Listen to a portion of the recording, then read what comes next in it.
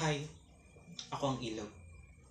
Napakaganda, rumaragasa, dumadaloy ng paulit-ulit.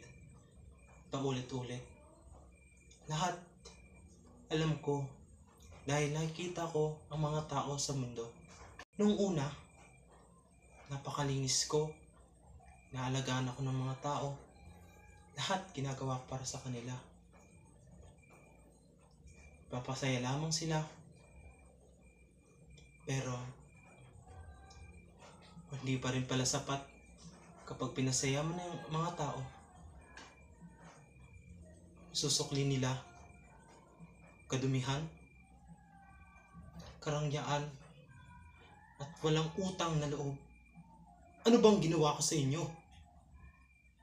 Ginawa ko naman ng lahat sa inyo. Pero bakit